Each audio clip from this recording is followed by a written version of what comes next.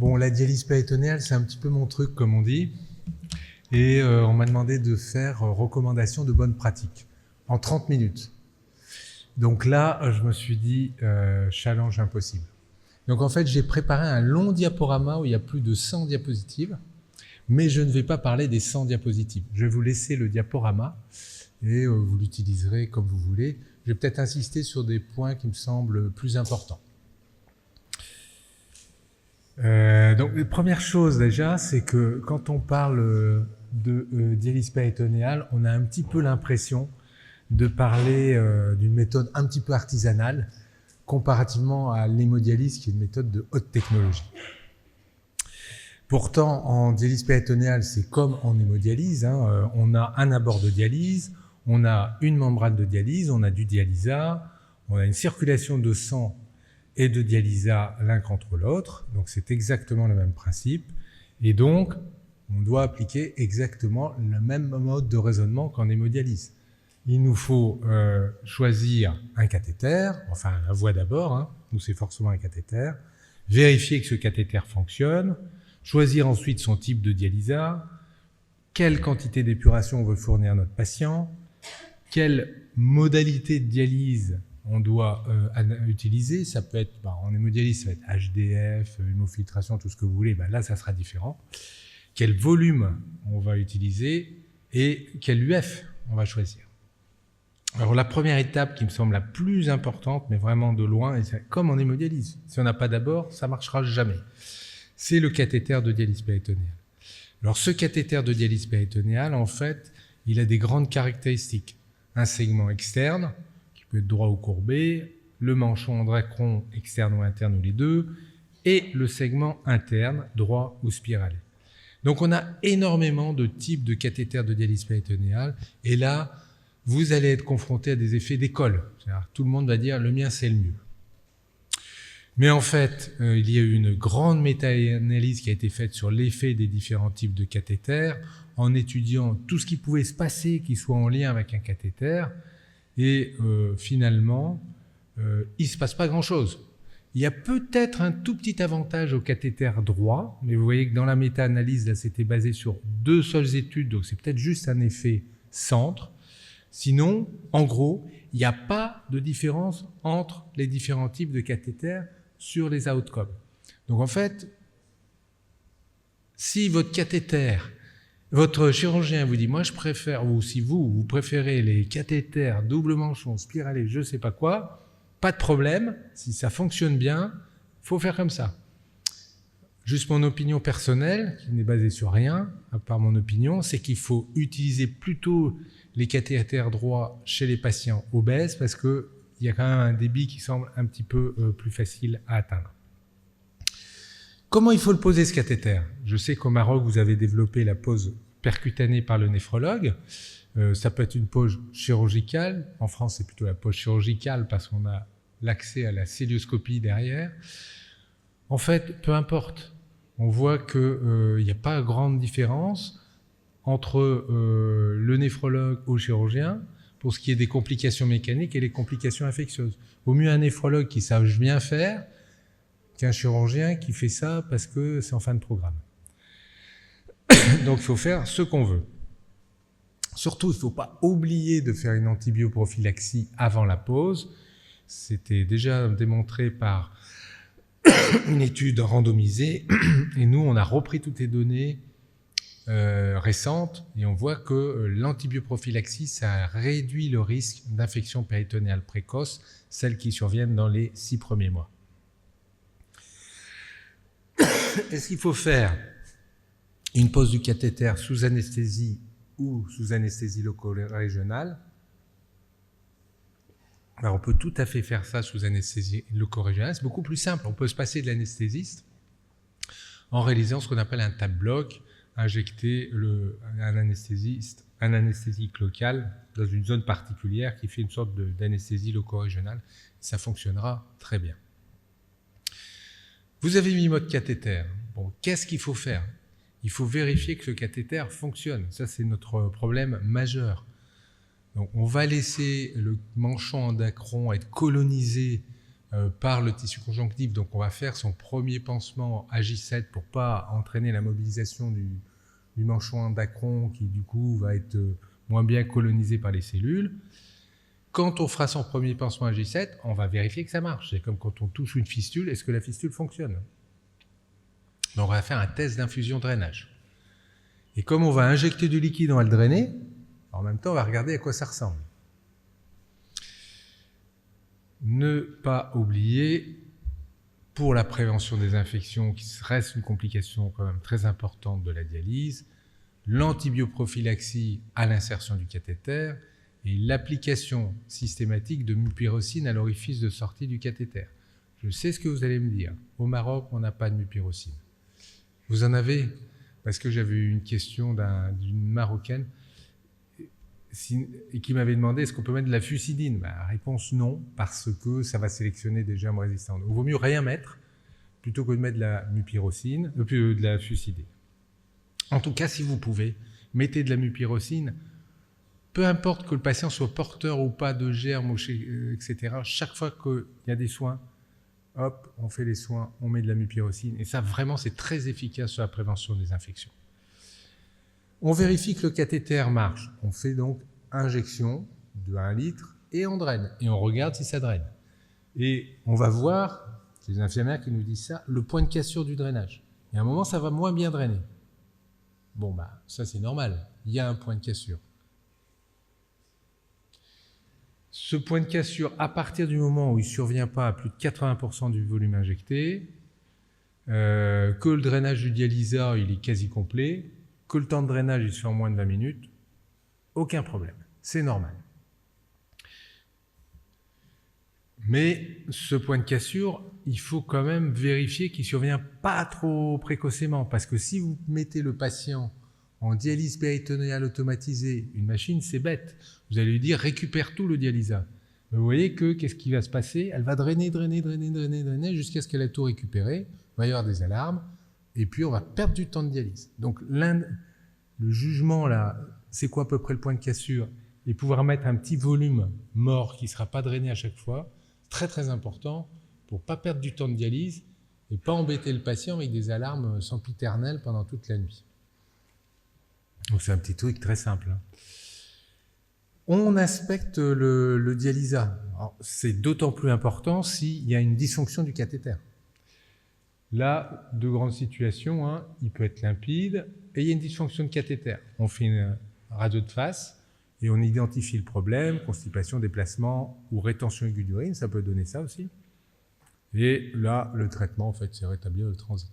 Ou entraîner une sorte de purge pour entraîner des mouvements péristaltiques du côlon qui vont replacer le cathéter tout seul. S'il y a de l'héparine, s'il y a du sang, il faut mettre de l'héparine. Il faut mettre un fibrinolytique parce que le sang, ça va coaguler, la fibrine, ça va coaguler, et après, ça ne fonctionnera plus. Donc vraiment, ce test, infusion drainage à J7, il y a du sang, on va rajouter de l'héparine. Ça paraît un peu bizarre de mettre de l'héparine dans un endroit qui saigne, mais c'est très important. Ça évite que ça coagule et qu'on ne peut plus rien faire. Pourquoi il y a ça? Parce qu'il y a une diminution de l'activité antifibrinolytique intrapéritonéale chez tous les insuffisants rénaux chroniques. Ce n'est pas juste ceux qui sont en DP, c'est juste les insuffisants rénaux. La fibrinolyse intra-abdominale ne se fait pas. On a tous une fibrinolyse intrapéritonéale. Là, elle se fait moins bien. Donc nous, notre recette, c'est qu'on ne s'embête pas. On va mettre 2500 unités d'héparine non fractionnées par poche de 2 litres pendant les 14 premiers jours. Premièrement, c'est antifibrinolytique, ça va éviter la formation de fibrine. Deuxièmement, c'est anti-inflammatoire. Donc ça va éviter la vasodilatation des capillaires péritonéaux qui va entraîner une réabsorption du glucose et on ne va plus avoir du lèche. Donc on fait ça pendant 14 jours. Pourquoi le cathéter parfois se déplace? Parce qu'il y a une mémoire de forme. Si le chirurgien ou le néphrologue ne respecte pas bien la bonne courbure intra-pariétale, le cathéter, paf, il va remonter tout seul. Donc si vous posez des cathés puis vous dites c'est bizarre, il y a pas mal de déplacements quand même, faites des ASP de face, vérifiez bien que votre angle il est bien inférieur à 30 degrés, parce que si ça tombe, c'est que vous ne courbez pas assez le cathéter dans la partie intra-abdominale. Et donc là, forcément, le cathéter il remonte. c'est pas toujours si facile de voir ça, et parfois, c'est ce qu'on fait de temps en temps, hein, mais je dis pas qu'il faut faire tout le temps ça, mais parfois on comprend rien, et là, ça peut être sympa de faire un scanner low dose. Par exemple, là, on comprenait pas, et quand on voit le scanner, bon, on a tout de suite compris pourquoi ça marche pas, hein. Parce que vous voyez l'extrémité du cathéter, c'est pas du tout la bonne place. Si par hasard vous avez un chirurgien qui fait de la célioscopie, là le plus simple, c'est de lui demander de faire un petit nœud à la face postérieure de la vessie avec du fil non résorbable, hein, sans serrer comme une brute, hein. Il faut que ça soit lâche. C'est quand il faut enlever le cathé, il faut que ça glisse tout seul. Mais en tout cas, quand on fait ça, le cathéter ne bouge pas. Nous, on fait ça systématiquement chez les sujets jeunes, parce qu'on peut leur faire une célio, et en plus parce qu'un sujet jeune, il choisit l'ADP pour pas être embêté. Si le premier truc qui lui arrive, c'est un déplacement de cathéter, il va nous dire moi j'avais pris ça pour pouvoir travailler, je dois encore repasser au bloc. Donc on fait ça. On peut l'utiliser rapidement, le cathéter, hein. Il ne faut pas croire qu'il faut attendre des semaines et des semaines pour l'utiliser. On peut même l'utiliser le lendemain. Mais il y a forcément un risque de fuite. L'idéal, dans cette étude randomisée, hein, c'est d'attendre 15 jours, 3 semaines, quoi. Mais si par hasard vous avez un patient qui se détériore, vous avez besoin de dialyser un peu, vous mettez des petits volumes en intra-abdominal et vous démarrez tout de suite, c'est tout à fait possible, hein. Ça ne fuira pas obligatoirement. S'il y a une fuite, forcément il faut arrêter, parce que vous mettez en contact l'extérieur avec la cavité abdominale et vous augmentez les infections. Donc vous arrêtez, vous laissez cicatriser. Je vais passer plus rapidement sur la membrane de dialyse. La membrane de dialyse, c'est en fait le péritoine, hein, avec le capillaire, l'interstitium et le mésothélium. En théorie, c'est des résistances en série, mais en fait, la seule vraie résistance, c'est la résistance du capillaire péritonéal. Les échanges, vous savez tous comment ça se fait. Hop, hop, Alors, les échanges, on utilise des molécules pour attirer, par exemple, en convection, l'eau et le sel du côté du péritoine. Donc, on va utiliser des molécules qui, pour certaines, vont repasser de l'autre côté. Et donc, on a deux grands types de molécules, les cristalloïdes, d'agents osmotiques et cristalloïdes, glucose, acide aminé, qui eux vont générer une forte pression cristalloïde, mais ça va repasser tout doucement de l'autre côté de la membrane, et donc le pouvoir osmotique va diminuer avec le temps. Ou on peut utiliser des grosses molécules, des polymères de glucose. Normalement, ils ne sont pas réabsorbés, donc là, on va maintenir l'ultrafiltration. Problème, c'est les dollars. Ça coûte cher. Et donc, on voit que les échanges, ça dépend à la fois du temps de stase, et avec une solution hypertonique, on va avoir bien de l'UF, puis après, ça va être réabsorbé. Avec de l'icodextrine, polymère de glucose, c'est une UF continue. Sauf que, forcément, ça coûte cher. Donc, si on n'a pas les sous, il faut tenir compte de la cinétique. Et peut-être dire, je mets une poche de glucosée à 3,86%, je la laisse 2-3 heures en stase, comme ça j'ai maximisé l'UF, et puis après je mets autre chose. Donc ça, je passe sur les équations. Hop, hop. Donc en fait, en dialyse péritonéale, on va être confronté à un problème. C'est le fait qu'au fur et à mesure que votre solution de dialyse, elle va se saturer en urée et en créatinine, elle va se désaturer en agent osmotique. Et donc, vous allez perdre des capacités d'UF. Donc, il y a un moment où il va falloir faire un choix entre la diffusion, celle que vous obtenez grâce au temps de stase, et puis l'UF, dépendant aussi du temps de stase, mais plus le temps de stase augmente, plus vous perdez de l'UF. Donc, ça va être vous de faire une sorte de compromis entre est-ce que je dois favoriser l'épuration chez mon patient ou l'ultrafiltration. Et là, à nouveau, c'est un peu l'incertitude. Et heureusement qu'on reste des médecins, que ce n'est pas des machines qui décident pour nous, hein. On peut mesurer tout ça, vous le savez, la surface vasculaire qui va favoriser la diffusion, mais aussi favoriser la rétrofiltration des molécules osmotiques grâce à des tests qu'on appelle le PET, comme Peritoneal Equilibration Test, où on sépare les malades en 4 grandes catégories. Bon. Et un autre test qui est très intéressant, c'est la conductance du glucose, ou plutôt ce qu'on appelle le sodium sieving. C'est-à-dire que vous remplissez votre ventre avec la solution à 3,86, et là, normalement, vous allez solliciter les aquaporines. Donc, il y a de l'eau pure qui va passer dans la cavité abdominale, et vous allez diluer votre dialysa. Si vous ressortez le dialysa au bout d'1 heure et demie, vous redosez le sodium, vous allez voir qu'il va avoir baissé. Donc, ça veut dire qu'il y aura eu bien du transfert d'eau libre à travers les aquaporines dans ce dialysa. Pourquoi c'est très important, ça? C'est que si vous avez votre péritoine qui se devient fibreux, votre pouvoir osmotique de la molécule de glucose va diminuer. Donc, vous n'allez plus voir cette espèce de dilution de votre dialysa. Et donc, ça sera un marqueur de l'épaississement fibreux du péritoine. Et vous savez que quand on a un épaississement fibreux qui est trop important, on évolue vers la péritonite encapsulante. Donc, savoir que la surface vasculaire est importante, ouais. Mais surtout savoir si le péritoine s'épaissit, ça me paraît plus judicieux que la surface. Donc, estimation de la surface vasculaire par le PET test. En théorie, les recos nous disent qu'il faut faire ça tous les 6 mois après une péritonite. À mon avis, ce n'est pas vraiment indispensable, parce que si vous mettez une solution 3,86, vous la laissez en stase 4 heures, vous redrainez, vous n'avez pas du F, c'est que la surface vasculaire est importante. Vous n'avez pas besoin de faire un test miraculeux pour savoir ça. Le sodium sieving, là, ça me paraît plus judicieux de le faire, je ne sais pas, tous les 6 mois, 1 an, chez les patients qui restent longtemps en DP, parce que vous allez avoir une estimation de l'épaisseur du péritoine. Et si le péritoine est trop épaissi, surtout chez les patients qui restent longtemps en dialyse, vous vous dites, attention, ça commence à fibroser, il y aura peut-être une péritonite encapsulante qui va arriver, il faut peut-être transférer le malade en hémodialyse. Quel dialysa? Alors, le volume total. Le volume total, en fait, c'est très simple.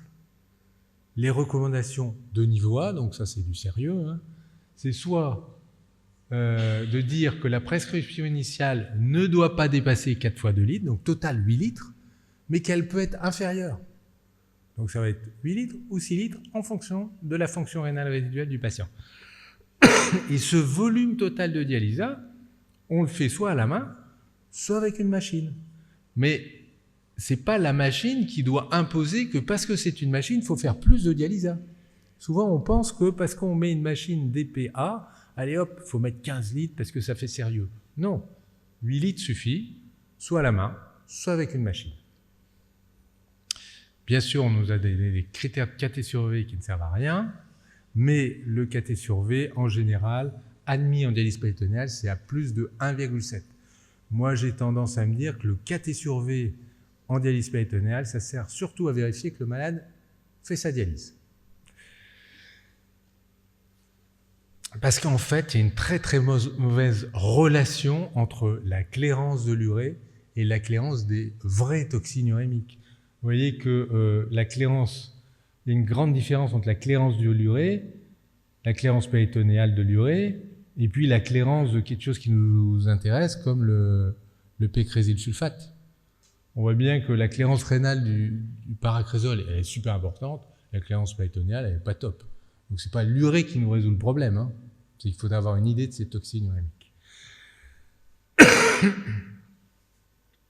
Ce qui est très important, en fait, au-delà de tout ça, quand on voit l'effet de la fonction rénale résiduelle sur les vraies toxines urémiques, c'est d'avoir une bonne fonction rénale résiduelle et une bonne diurèse. C'est pour ça que dans cette étude de Canusa, là, qui est très ancienne, ce qui a été bien montré, c'est que l'impact majeur sur la survie des patients, pas tellement la dose de dialyse, bon, ça joue, ok, mais est-ce qu'on arrive à maintenir une fonction rénale résiduelle?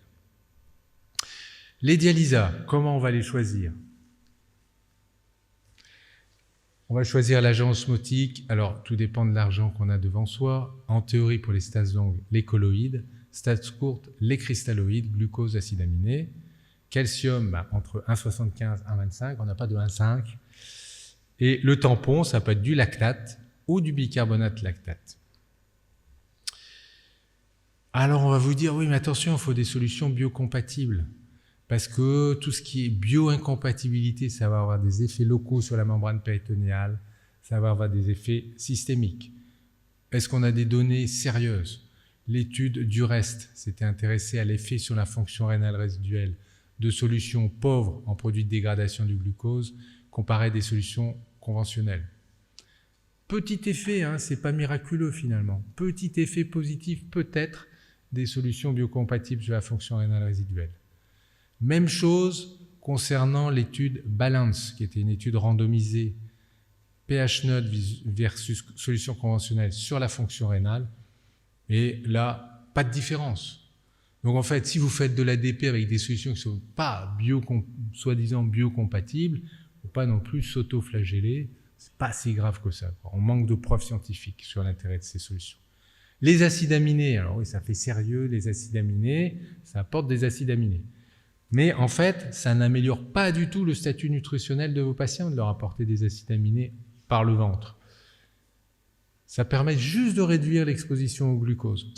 Il y a un certain coût derrière tout ça. Donc, finalement, à part de se dire que ça pourrait être intéressant chez les diabétiques, où on sait que l'apport de glucose, ça va augmenter la glycémie, l'hémoglobine glyquée, que ça va augmenter l'absorption de glucose, augmenter la masse grasse, en dehors de cette situation-là, il n'y a pas trop d'intérêt majeur à utiliser ce type de solution. Quel volume intrapéritonéal on doit mettre à nos patients? Un volume total, combien il faut mettre par cycle? Très important ça, parce qu'on sait qu'il y a une relation entre le volume qu'on va injecter et la pression. Forcément, plus vous mettez de volume, plus il y aura de la pression. On peut estimer ça grâce à une méthode assez simple, je ne vais pas rentrer dans les détails, avec juste une règle à PVC. Voilà, un patient qui subit cet examen, vous voyez, pas trop contraignant. Ce que l'on voit en fait, c'est que il y a quand même des patients chez qui on va avoir une pression péritonéale élevée supérieure à 20 cm d'eau. Donc ça, c'est déjà pas mal. C'est ceux qui ont un BMI élevé, ceux qui ont des comorbidités et au début de l'ADP. Donc ça, c'est important parce que là, on identifie des patients, si vous ne pouvez pas en faire à tout le monde, un patient obèse, un patient qui a pas mal de comorbidités, ça vaut le coup de lui mesurer sa pression. Ça vaut le coup parce que plus il y a de pression, plus on va réabsorber du liquide lymphatiques, moins on va faire d'UF. Donc, comme vous le savez, au début de la dialyse, il vaut mieux faire de l'UF. Deuxième truc, cette pression, elle peut être source de complications. Des hernies, des fuites, perte d'UF. Donc, ça vaut le coup quand même, chez certains patients, d'estimer ça. Et puis, chez les gens qui ont une pression intrapéritonéale trop élevée, ça pourrait favoriser la translocation bactérienne et la survenue de péritonites à bacilles gram négatifs, qui ne sont quand même pas des péritonites très simples à traiter. Donc, autant le PET test, tous ces machins-là, bon, ok, c'est bien quand on a plein de sous. Faire un petit coup de mesure de pression, ça a de l'impact clinique rapide et ça me semble plus valable. Quel volume? En fait, on utilise ce qu'on a, hein, c'est-à-dire 2 litres. On sait que la pression intrapéritonéale, elle va être plus élevée en DPCA qu'en DPA. Ce n'est pas obligatoire en pratique de la faire, mais dans des circonstances particulières, ça peut aider, notamment obésité, polykystose, paroi abdominale fragile. Modalité de dialyse péritonéale. Il me reste quelques minutes. Modalité de dialyse péritonéale, laquelle choisir? On peut faire méthode manuelle, méthode à la machine. Comme je vous l'ai dit, finalement, ça n'a pas d'importance. C'est juste un moyen d'administrer un certain volume de dialyse, parce qu'il n'y a absolument pas de différence de survie entre les deux méthodes DPA, DPCA. Donc le plus important, c'est d'en discuter avec le malade et qu'il accepte, qu'il choisisse sa modalité de dialyse qui lui convient le mieux. Mais nous, on commence toujours par 15 jours de DPCA, dite éducative, parce que ça permet d'apprendre à manipuler les connexions, ça permet de passer ensuite au cycleur si le patient le veut, mais en fait, il y a certains patients qui choisissent de rester en DPCA. Bien manipuler les connexions, c'est très important. Vous savez que, en fait, ce qui a vraiment changé la donne en DP, c'est le passage du Luerloc qui a réduit les incidences des infections. C'est l'apprentissage de flush before fill, c'est-à-dire purger la ligne avant de le faire. Ça, plein d'études ont montré que si on ne faisait pas cette purge de ligne avant d'injecter, eh ben on faisait des péritonites parce qu'on ne lavait pas la ligne en fait.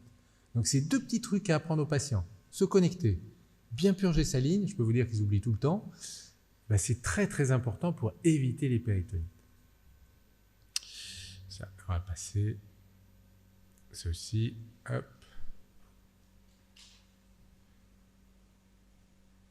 Oui, alors, vous allez vous dire, mais quand est-ce que je dois faire de la dialyse péritonéale automatisée?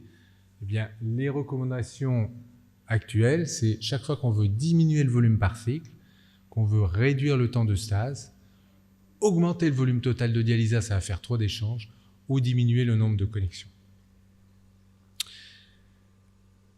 Quelle ultrafiltration on doit obtenir en dialyse péritonéale? C'est quoi nos cibles? Et en fait, ce qu'on sait, c'est que on doit, chez un anurique, c'est l'étude EPOS qui nous a montré ça, obtenir une UF de plus de 750 ml par jour. 250 ml par jour, ça suffit chez quelqu'un qui a une fonction rénale résiduelle. On n'est pas du tout dans un contexte d'hémodialyse, hein, c'est tous les jours, donc ça va marcher. Et surtout, ce qu'il faut, c'est éviter l'ultrafiltration négative, parce que là, c'est un peu comme si vous perfusiez un malade tous les jours. Donc ça doit être les objectifs. Qu'est-ce qu'on peut proposer? Bon, par exemple, 3 échanges par jour. Au départ, pour démarrer la dialyse, c'est tout à fait suffisant. Et puis, s'il n'y a pas de fonction rénale résiduelle, là, vous devez obligatoirement passer à 4 échanges par jour. Ceci de façon manuelle ou avec une machine. Alors là, je vous ai mis les dialysas qu'on utilise en Europe, mais vous pouvez utiliser les dialysas disponibles au Maroc. Ça n'a aucune importance. Pas parce que ce n'est pas soi-disant biocompatible, argument de laboratoire, que ça ne va pas marcher et que vous allez altérer le pronostic de vos patients. Donc, checklist, qu'est-ce qu'on fait? On vérifie le fonctionnement de son cathéter. On fait, à mon avis, une DPCA éducative pendant une quinzaine de jours pour le patient s'approprie la méthode, s'approprie les connexions, s'approprie le purge avant d'injecter.